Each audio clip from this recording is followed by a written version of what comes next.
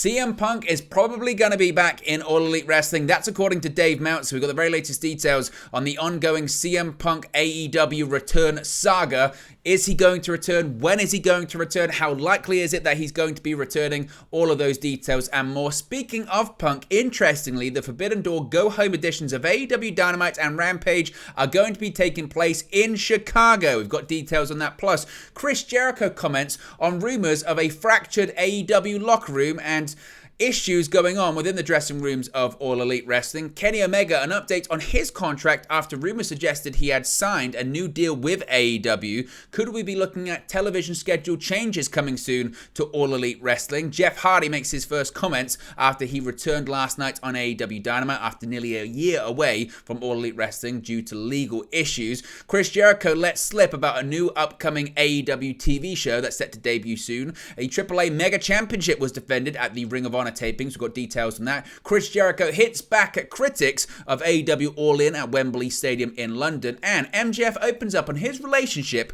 with Tony Khan.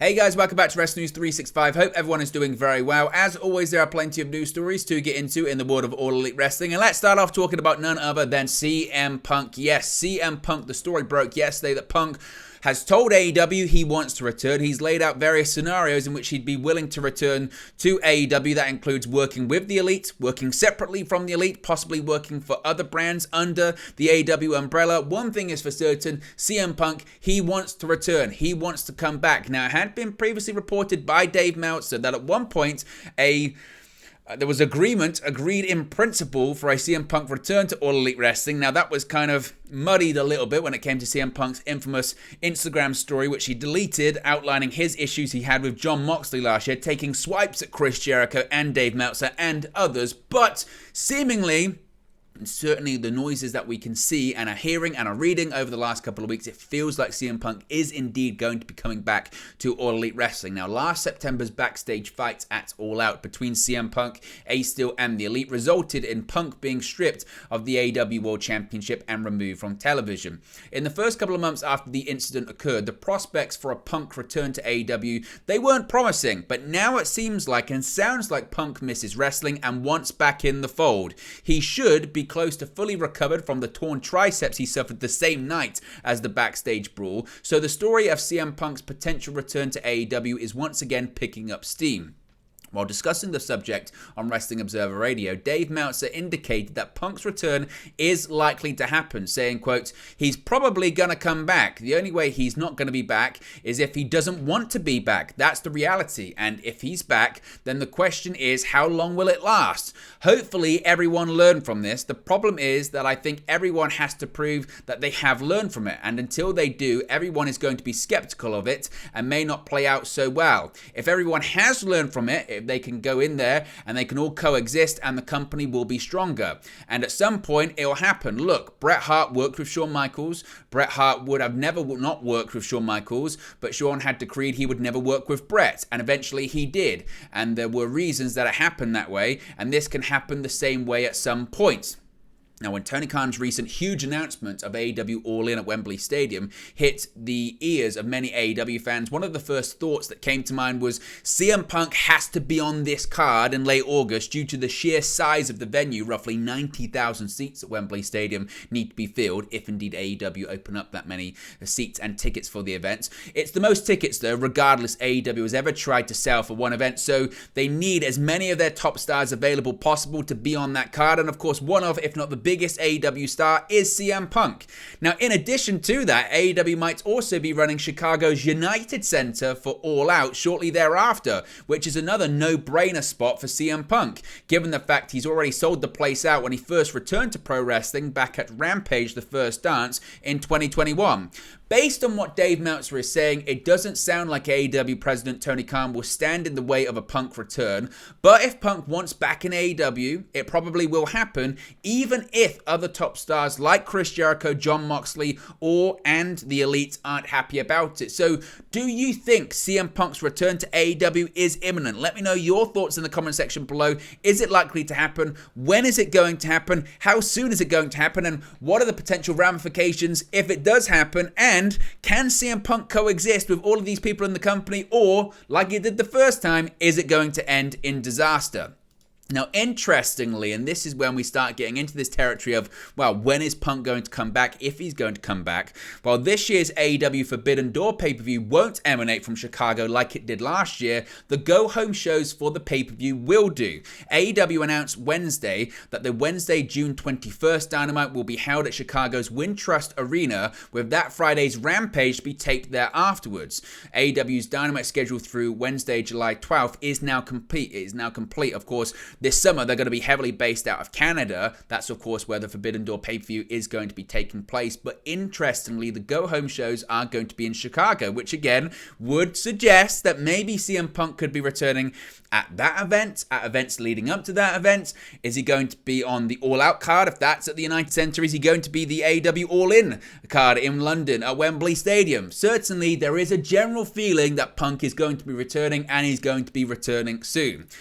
Now, as I mentioned, one of the people that Punk has had issues with, seemingly, is Chris Jericho. And Chris Jericho has opened up on maybe some locker room unrest in All Elite Wrestling, while things appear to have calmed down now. In late 2022, it appeared that AEW was on the verge of imploding, with reports of backstage altercations and wrestlers requesting releases, not just related to CM Punk, it must be said. The troubles within AEW seem to coincide with the beginning of Vince McMahon's retirement and Triple H's creative era within WWE beginning, as well as all of the fallout from Brawlout, turning the tide to make AEW no longer seem like the cool place to work. Now, however, the AEW ship seems to thankfully have been steered to calmer waters, aside from, as I mentioned, the aforementioned uncertainty surrounding CM Punk and the Elite's ongoing situation. The tide has turned once more in the eyes of some, with talent such as Jay White seemingly choosing AEW over WWE, Brian Cage re-signing with the company as well. While appearing on the Battleground podcast, Jericho would be asked about the AEW locker room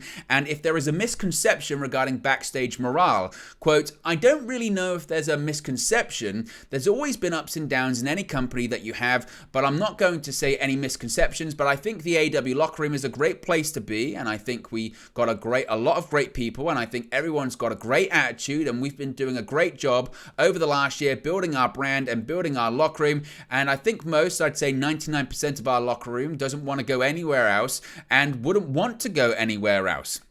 Again, that's Jericho being Jericho. His role in the company has advanced over the last year, signing that new contract and having new responsibilities. Certainly, he's very, very much a company guy when it comes to AEW, but he's saying there's no misconceptions. It's merely just a case of there are always ups and downs.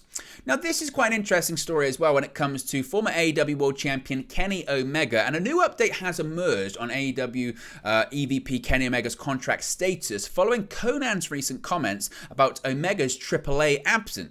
In a recent interview with House of Wrestling, Lucha Libre AAA Worldwide Booker Conan stated that Kenny Omega was unavailable for this month's Triple Mania show as he didn't want to commit to a show while negotiating a new deal with All Elite Wrestling. Conan noted that he assumes Omega re-signed with AEW but hadn't confirmed this with Omega. Per Dave Meltzer on Wrestling Observer Radio, Omega is still working under an AEW deal, with his original contract extended due to his in-ring hiatus due to several injuries. Stating that a new deal hasn't been signed at the time of recording, Meltzer said, quote, "Conan did an interview and it got people thinking that Kenny Omega had signed a new contract. Kenny Omega is under contract to AEW. His contract was extended because he was out for, I think, 9 months due to injuries. I believe that he is under contract until around November, December. There was no new deal that has been signed."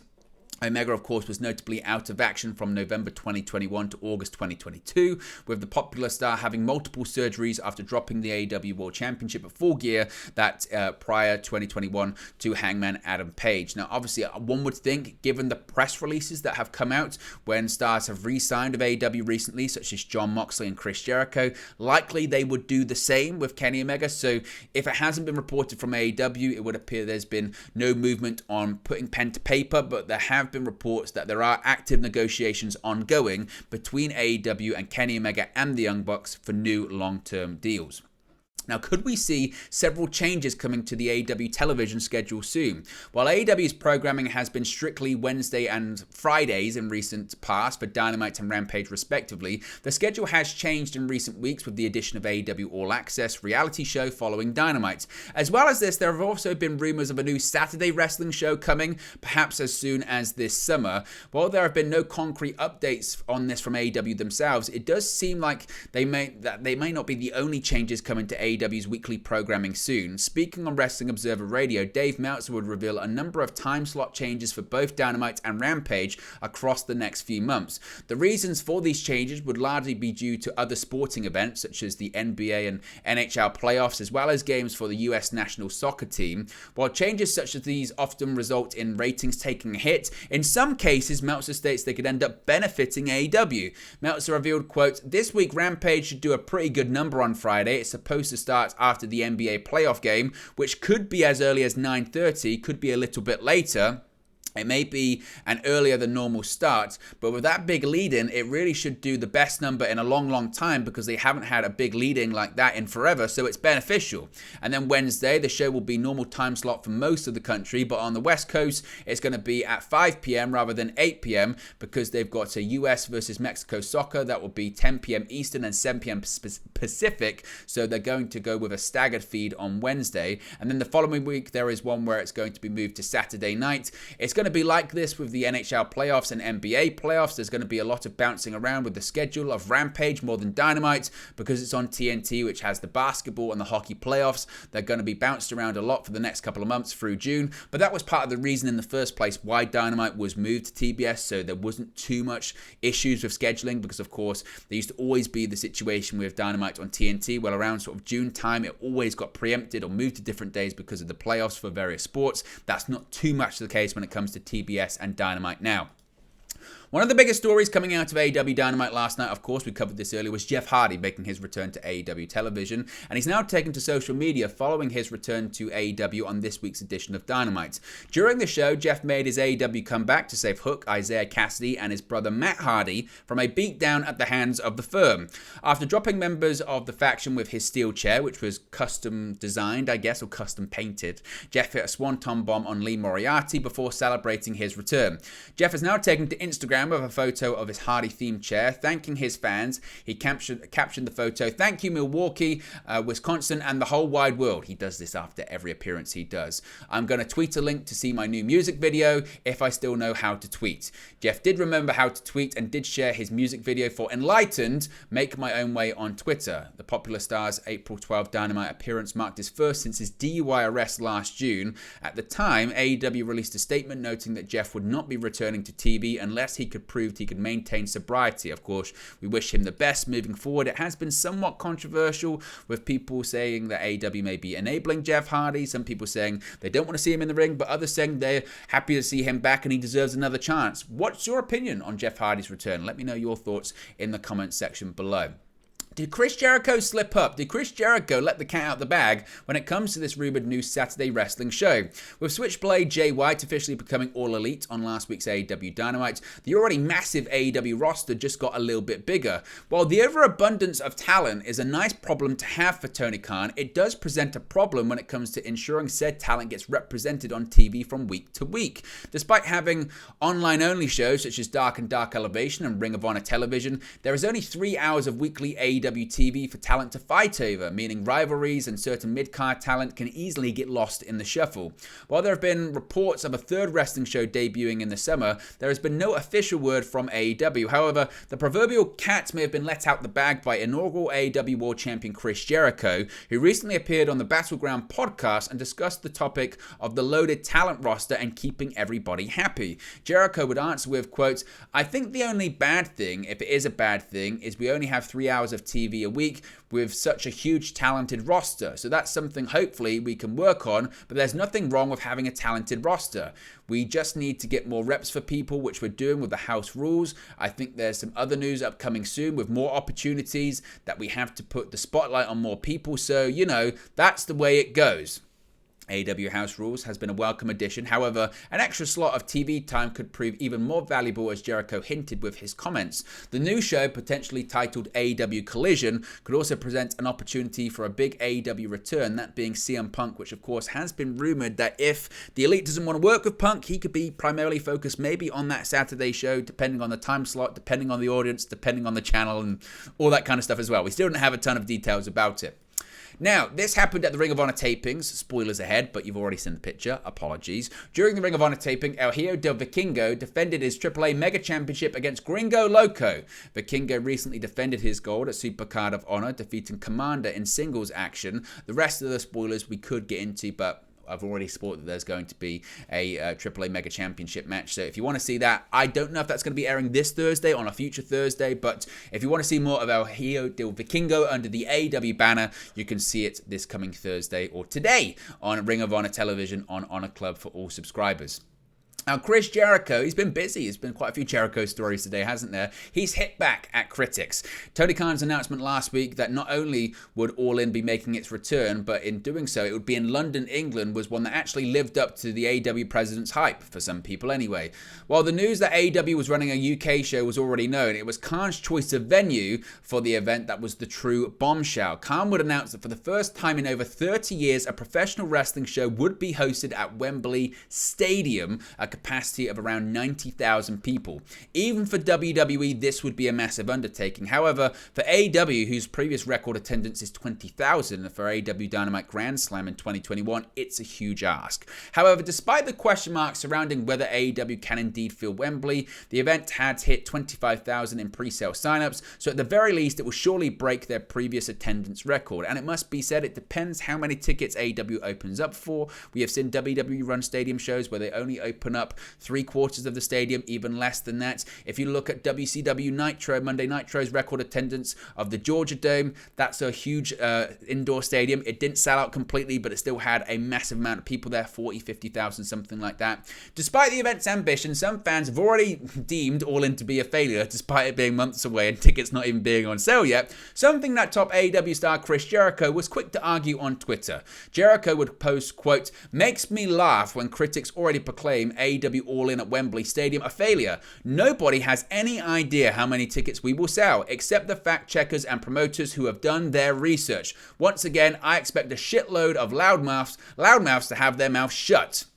Well, it remains to be seen if AEW can get close to Wembley's capacity, which again is going to be a big ask. The event happening in itself will be a massive deal for the company, being the first time they've run a show in the UK, and certainly it's going to be a stacked card.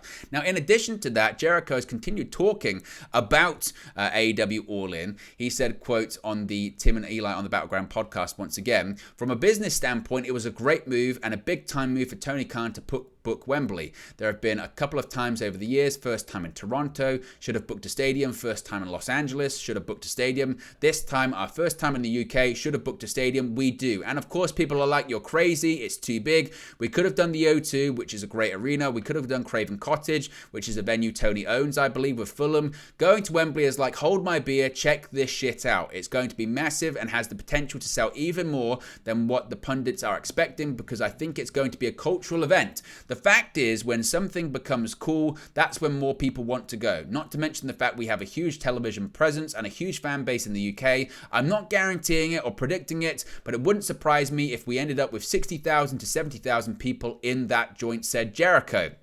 Jericho noted the event could be similar to a Metallica concert in a stadium or the Super Bowl, where it's the cool place to be and hang out. So how many people do you think will be at Wembley Stadium? How many tickets do you think they can sell? Is it going to be more than the 20,000 record you think it would be? Is it going to be 40, 50, 60, 70, or could they even do 90,000? Is that something that AEW can do at this point in their existence? Let me know your thoughts in the comment section below. And be sure to smash a like on the like button. Be sure to subscribe as well, bottom right hand corner.